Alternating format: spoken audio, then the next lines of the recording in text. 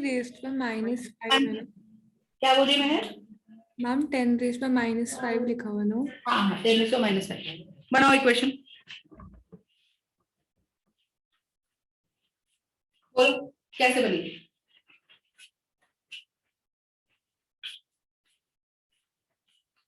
देखो इक्वेशन तो -1/6 dA/dt equals to -1/2 dE/dt equals to +1/7 dB/dt equals to 1/9 dC/dt।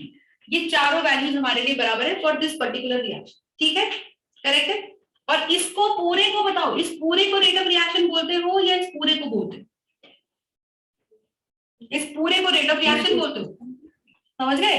और सिर्फ इतने पोर्शन को बोलते हो rate of consumption of A, rate of consumption of A. समझ नहीं बात? ये क्वेश्चन था कल वाली क्लास का, उसमें भी शायद से वैल्यू मैंने यही दी थी, एक बार देख लो, मुझे ध्यान है। राइट, तो इसमें क्या हुआ, आपको ये वैल्यू पूरी दे रखी है, ये सारी रेट्स ऑफ रिएक्शन है, ये भी पूरा रेट ऑफ रिएक्शन है, और सिर्फ इतना portion rate of consumption of E है। आई बात समझ के नहीं?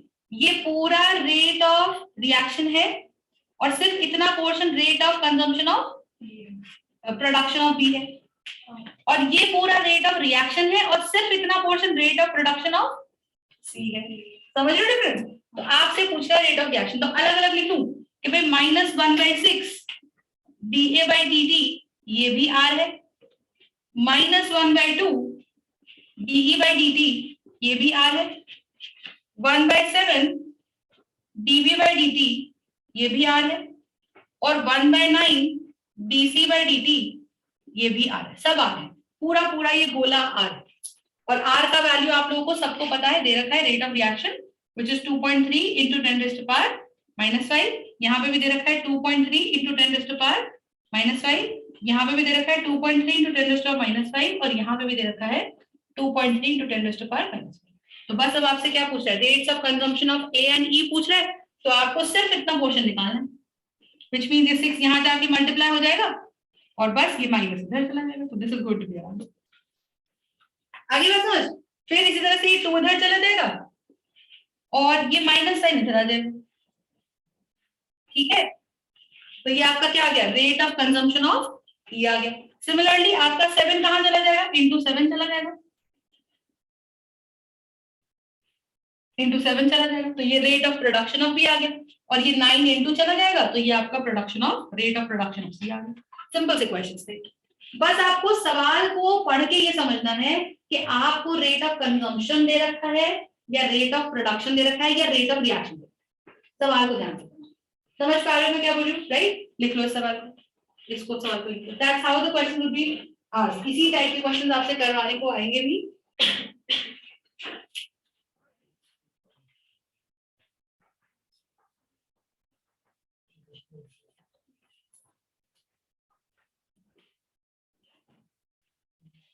ठीक है, लिखने यहाँ तक? राइट, अब लिखो जरा, अब लिखो लॉ ऑफ मास एक्शन। देखो देखो, अब इसमें 2-3 पॉइंटर्स लिखो, देन यू अंडरस्टैंड। ये कॉपी कर लिया ना सब लोगों ने? यहाँ तक लिख लिया? नहीं लिखा? अच्छा चलो देखो, अब पॉइंटर्स लिखो।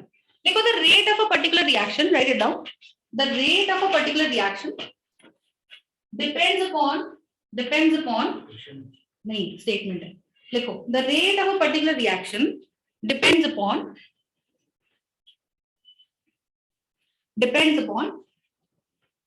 the number of collisions in the reactants, the number of collisions at the reactant site, the number of collisions at the reactant site,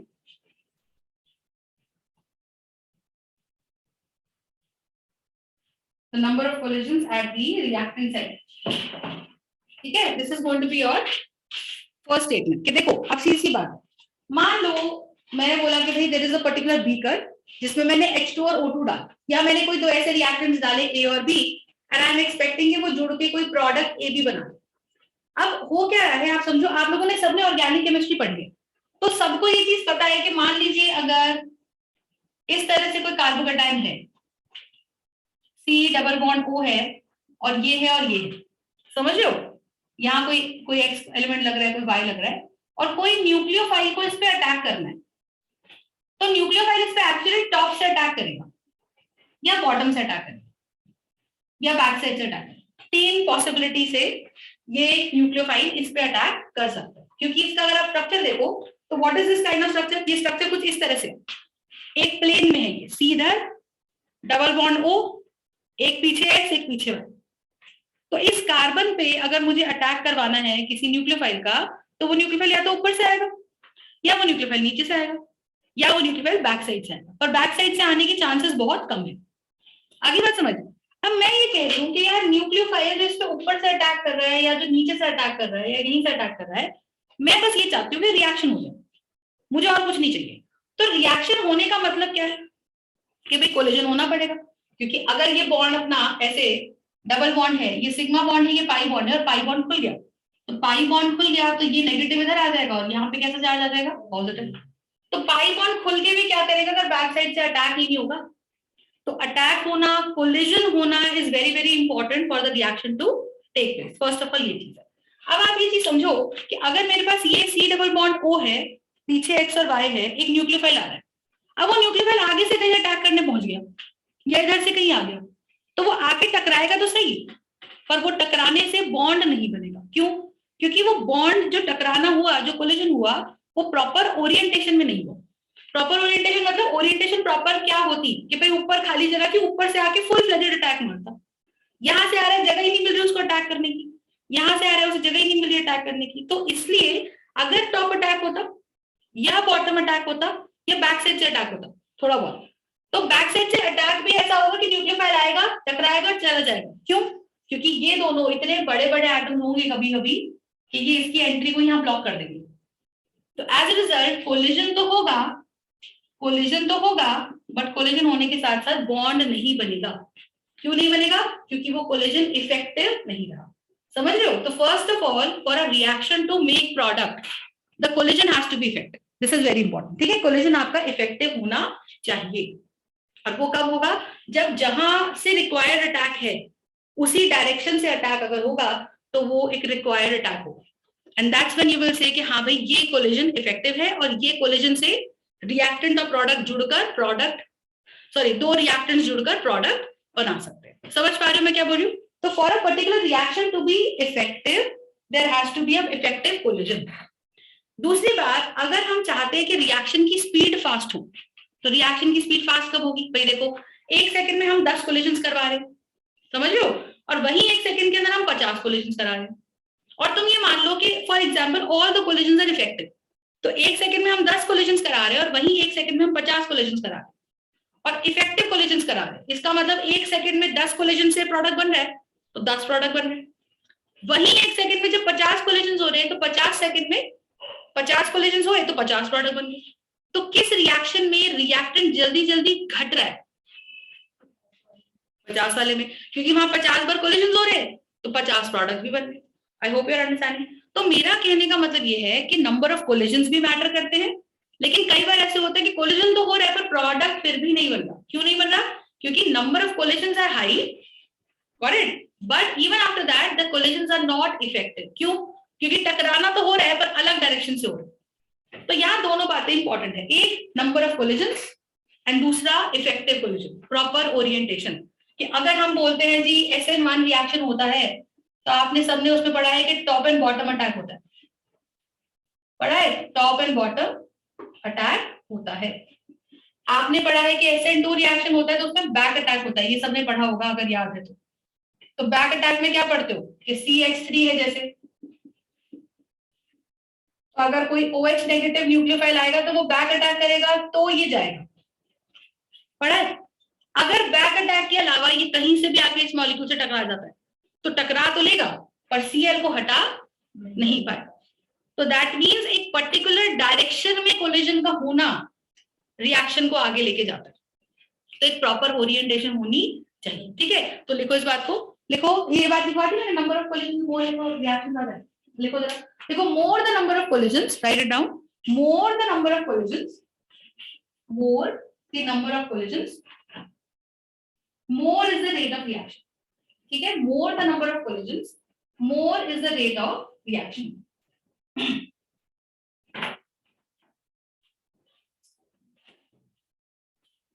दूसरा लिखो, लिखो not every collision results into a product, not every collision results into a product. Mehar, I hope you are understanding बेटा। मेहर, युवराज, दिवांश, बोलो बच्चे। Yes, ma'am. Right? Alright. So not every collision results into a product. Not every collision results into a product. देखो, the collision must be effective. The collision must be effective. The collision must be effective. That is, it must take in a proper orientation. It must take place in a proper orientation. The collision must be effective. That is, it must take place in a proper orientation for the reaction to occur. For the reaction to occur. ठीक है? तो दो बातें, एक orientation, दूसरी number of collisions. अगर number of collisions कम है तो ऑब्वियसली नंबर ऑफ प्रोडक्ट्स पर सेकंड कम बनेंगे, और अगर नंबर ऑफ कोलिजन ज्यादा है तो नंबर ऑफ प्रोडक्ट्स पर सेकंड ज्यादा बनेंगे। रिएक्टेंट की भाषा में देखो तो पर सेकंड रिएक्टेंट जल्दी जल्दी घटेंगे अगर कोलिजन ज्यादा है, और अगर कोलिजन कम है तो पर सेकंड रिएक्टेंट्स धीरे धीरे घटेंगे। तो आपको रेट ऑफ रिएक्शन को किसी भी लेवल पे आप देख सकते हो, रिएक्टेंट के लेवल पे भी और प्रोडक्ट के लेवल पे भी, ठीक है ना। तो ये बात होगी। अब आप देखो इसके अंदर क्या रहता है, रिएक्शन जल्दी होगा। जैसे आप देखो गर्म पानी में चीनी जल्दी घुलती है कि ठंडे पानी में? क्यों? क्योंकि गर्म पानी में काइनेटिक एनर्जी ज्यादा होती है पार्टिकल्स की, तो चीनी पे ज्यादा टकराते हैं तो चीनी जल्दी घुलती है। ठंडे पानी में चीनी डाल के स्टर भी तुम कर लोगे तो भी उसकी स्पीड कम रहेगी as compared to boiling water में सिंपल चीनी को डाल के छोड़ दो, क्योंकि वहां काइनेटिक एनर्जी ज्यादा, फंडा वही, काइनेटिक एनर्जी ज्यादा। इसीलिए हम बोलते हैं टेम्परेचर बढ़ाने पे रिएक्शन जल्दी होता है। हमें अगर पानी में कुछ घोलना है तो हाई टेम्परेचर पे घोलोगे तो जल्दी घोलेगा, और लो टेम्परेचर पे घोलोगे तो टाइम लगाएगा, क्योंकि हम टेम्परेचर बढ़ाने से काइनेटिक एनर्जी जब बढ़ाते हैं मॉलिक्यूल्स की तो कोलिजन्स फास्ट होते हैं। ठीक है ना, इतनी बात सबको समझ में आ रही, राइट? ठीक, तो ये अब आप एक चीज देखो, तो 11th क्लास में हम कैसे पढ़ते थे इस चीज को, और 12th में आके वो क्या बन गई वो देखते हैं। देखो ध्यान, तो हमें बोला गया कि there is this reaction A + 2B या 3A + 2B gives me 5P। मान लो ऐसा कोई रिएक्शन, थोड़ा सा मैं इसमें एक और जोड़ देती हूँ, मान लो 7Q, ऐसा कुछ रिएक्शन। ठीक, फिलहाल मान लेते फॉरवर्ड चल रहा है, बैकवर्ड भी चला सकते हैं, कोई दिक्कत नहीं। तो फॉरवर्ड चल रहा है तो मैंने कहा जी एक रिएक्टेंट है A, एक रिएक्टेंट है B, ठीक है। तो अगर फॉरवर्ड रिएक्शन जाना है तो मुझे लिखना है कि फॉरवर्ड रिएक्शन की speed, rate of forward reaction, rate मतलब speed, that is directly proportional to what, concentration of A। अच्छा एक चीज और बताओ, मान लो तुम मंदिर जा रहे हो, ठीक है, नॉर्मल डेज में मंदिर जाते हो तो आराम से चले जाते हो, लेकिन शिवरात्रि वाले दिन मंदिर गए थे तो क्या हुआ था, भीड़ भाड़ थी, ठीक है, एक मतलब बहुत ही भीड़ थी, मतलब हद थी, हिंड्रेंस थी। तो मेरा मतलब ये है कि वहां पे कोलिजन, मतलब मैं तेरा एग्जांपल ले रही, मतलब इन जनरल बता रही, मेरी मम्मी भी गई थी तो यही हुआ था। तो A और B की अगर बात करो तो इतने कोलिजन हो जाएंगे, क्योंकि भीड़ भड़का ज्यादा है। कहने का मतलब जहां पॉपुलेशन ज्यादा वहां भीड़ भड़का ज्यादा, वहां पे कोलिजन ज्यादा, जहां पॉपुलेशन कम वहां भीड़ भड़का कम, वहां पे कोलिजन कम। तो आप ये देखो A का कॉन्सेंट्रेशन जहां ज्यादा, मतलब पर लीटर वहां मोल्स ज्यादा, ठीक है, पर लीटर वहां मोल्स ज्यादा, और मोल्स ज्यादा मतलब मॉलिक्यूल ज्यादा, मॉलिक्यूल ज्यादा मतलब भीड़ भड़का ज्यादा, मतलब टक्कर लगना, कोलिजन होना। तो इसका मतलब A का कॉन्सेंट्रेशन में डिपेंड है, ठीक है, सुनना बात, और B के भी कॉन्सेंट्रेशन में डिपेंड करेगा ऑब्वियसली। भाई मान लो A के मॉलिक्यूल ज्यादा हो गए, B के मॉलिक्यूल कम रह गए, तो भी हो सकता है कि भी कोलिजन ना हो इतने, क्योंकि A खुद से टकरा भी लेगा तो प्रोडक्ट थोड़ी बनेगा। कुछ सोचो, अगर मैंने कहा जी A के तो हो गए 1000 लाखों मॉलिक्यूल और B के सिर्फ 100 मॉलिक्यूल है, तो कोलिजन ऑब्वियसली कम ही रहेंगे A और B के बीच में, क्योंकि प्रोडक्ट तो A और B मिलके बना रहे हैं ना। तो हमें हाई कॉन्सेंट्रेशन चाहिए हाई कोलिजन के लिए, दोनों की, A की भी कॉन्सेंट्रेशन हाई चाहिए और B की भी कॉन्सेंट्रेशन हाई हमको चाहिए, ये बात समझो। तो आप ये देखो कि हमें दोनों की कॉन्सेंट्रेशन हाई चाहिए। तो 11th क्लास में हम पढ़ते थे कि फॉरवर्ड रिएक्शन की जो स्पीड है वो कॉन्सेंट्रेशन ऑफ A और वो कॉन्सेंट्रेशन ऑफ B पे डिपेंड करती है, ठीक है, with each concentration raise to the power equal to the stoichiometric coefficient. ये हम 11th क्लास में पढ़ते। और फिर हम यहाँ प्रोपोर्शनैलिटी के साइन को हटाकर कोई कांस्टेंट लगा देते थे केएफ। याद है? अगर नहीं याद है इक्विलिब्रियम के चैप्टर में ली चैंडलर्स प्रिंसिपल कुछ याद हो थोड़ा बहुत, राइट? तो अगर नहीं याद है तो आप समझ लो, ये 11th में हम पढ़ाते थे वैसे, पर आप समझ लो ये 11th क्लास हमको यही बताती थी, इसे बोलते हैं law of mass action. Law of mass action क्या कहता है कि फॉरवर्ड रिएक्शन की जो स्पीड है वो रिएक्टेंट पे डिपेंड करेगी। वो हमने समझ लिया कि कोलिजन जितने ज्यादा होंगे उतना प्रोडक्ट बनेगा। तो हाई कोलिजन कब होंगे? जब ए का भी कॉन्सेंट्रेशन ज्यादा होगा और बी का भी कॉन्सेंट्रेशन ज्यादा होगा। और ए और बी का जो कॉन्सेंट्रेशन ज्यादा होगा वो किसकी डायरेक्टली प्रोपोर्शनल है? ए की concentration raise to the power of its coefficient, raise to the power of its coefficient. Coefficient मतलब जो इसका बैलेंस इक्वेशन में नंबर साइड में लिखा है। बी का कोएफिशिएंट कौन है? 2, और हमने प्रोपोर्शनैलिटी के साइन को हटा के इक्वल्स टू केएफ लगा। ठीक है, इतना हमने कर लिया। ठीक है जी। अब ये हम क्या कर रहे हैं? ये हम कर रहे हैं थ्योरेटिकली। अभी लैब में तो हम गए नहीं, हमें एक रिएक्शन लिख के दिया कि भाई ठीक है ये रिएक्शन लैब में होता है और ये हमने इक्वेशन लिख दी। अच्छा ठीक है, तो अब थ्योरेटिकली सोचो। तो मेरा सवाल आया कि अच्छा चलो ए का कॉन्सेंट्रेशन मान लो हमने 2 मोल ले रखा है, या ए का कॉन्सेंट्रेशन मान लो ए है या एक्स है, और बी का जो मर्जी ले लो, ठीक? या बी का कॉन्सेंट्रेशन तुम ले लो तुम पाई मोल्स पर लीटर और इसका एक्स मोल पर लीटर। तो मैंने कहा कि rate of forward reaction in the first scenario becomes kf into x का क्यूब into y का स्क्वायर। क्यों? क्योंकि जब मैंने सोचा दिमाग में ऐसे कि यार अगर मैं पेपर पे ही लिखा हुआ है, इसका मतलब अगर मैं x मोल a का ले लूं और y मोल b का ले लूं और उनको मिक्स कर दूं तो रिएक्शन तो होगा कि नहीं होगा? तो रिएक्शन हो गया। ठीक है, तो मैंने कहा चलो हो गया रिएक्शन, मान लिया। और क्या स्पीड पे हुआ? RF स्पीड पे हुआ। ठीक है, अच्छा, पर मेरे दिमाग में एक बात और है। क्या अगर मैंने ये जो A है उसको x ना लेके 2x लिया होता, मतलब डबल क्वांटिटी में लिया होता। कहने का मतलब अगर मैंने यहाँ पे 4 मोल मिलाया तो अगले स्टेप में या अगले एक्सपेरिमेंट में मैं उसको 8 मोल मिला देती। यहाँ अगर मैंने 6 मोल मिलाया तो मैं A को 12 मोल मिला देती। अगर मैं यहाँ पे 1 मोल मिला रही हूँ तो यहाँ 2 मोल। समझ लो मैं क्या करना चाह रही हूँ। और मैंने कहा चलो ऐसा करते हैं कि y को जो b है उसको y ही रहने दो। तो रेट क्या निकल के आया? रेट ऑफ फॉरवर्ड रिएक्शन 2 क्या निकल के आया? kf into 2 की पावर 3 which is 8। ये बन गया x क्यूब y स्क्वायर। 2 का क्यूब तो मैंने लिख दिया अलग से। तो आप इन दोनों इक्वेशंस को देखो, ये वाली इक्वेशन आपको बताती है रेट ऑफ फॉरवर्ड रिएक्शन और ये वाली इक्वेशन आपको बताती है रेट ऑफ फॉरवर्ड रिएक्शन, लेकिन 2 अलग अलग एक्सपेरिमेंटल सेटअप्स में। कौन से एक्सपेरिमेंटल सेटअप? जो हमने थ्योरेटिकली करे हैं या थोड़े इमेजिन करें कि ऐसा अगर हो रहा होता तो क्या होता। तो हमने ये 2 एक्सपेरिमेंटल सेटअप्स बनाए। ये बात समझ में आई? पहले हमने डिफाइन किया law of mass action. Law of mass action कहता है कि एक रिएक्शन होने के लिए कोलिजन होने जरूरी है और कोलिजन प्रॉपर ओरिएंटेशन में होने जरूरी है, तब जाके रिएक्टेंट से प्रोडक्ट बनेगा। दूसरी बात, जो हमारे रिएक्टेंट्स हैं हमें पता नहीं था कितना कितना, तो मैंने कहा थ्योरेटिकली हमने ये देखा कि अगर कॉन्सेंट्रेशन ज्यादा तो नंबर ऑफ मॉलिक्यूल ज्यादा। ठीक है, अगर नंबर ऑफ मॉलिक्यूल ज्यादा तो कोलिजन ज्यादा, तो रिएक्शन होगा ही होगा हाई स्पीड में। तो a की पावर 3 और b मतलब y की पावर 2। ठीक है, इतनी बात क्लियर होगी। फिर आप ये देखो कि RF2 shall be kf 8x cube y square. ये आ गया मेरे पास। क्यों आ गया? क्योंकि मैंने कहा जो x में ले रही थी फर्स्ट सेटअप में, एक्सपेरिमेंटल सेटअप में, थ्योरेटिकली मैंने कहा नहीं जी मैं उसको डबल डालूंगी, देखते क्या होता है, रेट पे देखते क्या फर्क पड़ता है।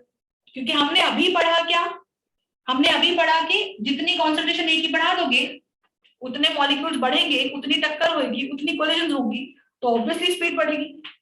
तो हम कह रहे हैं हमने थ्योरेटिकली पढ़ा है, क्या ये थ्योरेटिकल इक्वेशंस प्रूव करती हैं? तो हमने ऐसा करके देखा। तो देखो, तो ये हो गया इनको RF1 ये वाला upon RF2 equals to KF, यहां आ गया x का क्यूब और यहां आ गया y का स्क्वायर, नीचे आ गया KF, यहां हो गया 8x का क्यूब और यहां आ गया y का स्क्वायर। तो y का स्क्वायर से y का स्क्वायर कैंसिल, x के क्यूब से x के क्यूब कैंसिल, ये कैंसिल, तो यहां से आया RF1 अपॉन RF2, मतलब rate of forward reaction in the first setup divided by the rate of reaction in the second setup, that comes out to be 8. 1 minute crisscross कर लो. तो 8 times rate of forward reaction is equal to rate of forward reaction in the second step. इसका मतलब ये speed हमें दिख रही है एक्सपेरिमेंटली कि 8 गुना जो स्पीड पहले थी, अब नई स्पीड उसकी 8 गुना है. ठीक है, ये पढ़ा. तो ये थ्योरेटिकल है. तो हमने कहा जी बहुत अच्छी बात है, तो बहुत ही अच्छा होगा कि हमें फास्ट कराना रिएक्शन. भाई तुम देखो, जो लोग एमएससी करते हैं ना केमिस्ट्री में, उनका एक रिएक्शन में I can tell you minimum, bare minimum मुझे पता है कि मेरी फ्रेंड ने करी है, उसका भाई साहब 4 से 5 दिन एक एक्सपेरिमेंट चलता है, और उसमें भी रीडिंग लेनी पड़ती है जैसे तुम फिजिक्स में लेते. तो अगर वो रीडिंग तुमने गलत ले ली तो तुमको फिर से एक्सपेरिमेंट करना पड़ेगा. So again you will have to repeat that experiment for next 4 days, क्योंकि वो एक्सपेरिमेंट कई कई इतने स्लो होते हैं कि आपने आज सेटअप बिठाया, आज मिक्स किए रिएक्शन, तो प्रोडक्ट बनते बनते फाइनल प्रोडक्ट आपको चौथे 5वें दिन मिलता है. And then what you have to do, आपको हर दिन जा जाके उसकी रीडिंग्स लेनी पड़ती है, क्योंकि आपको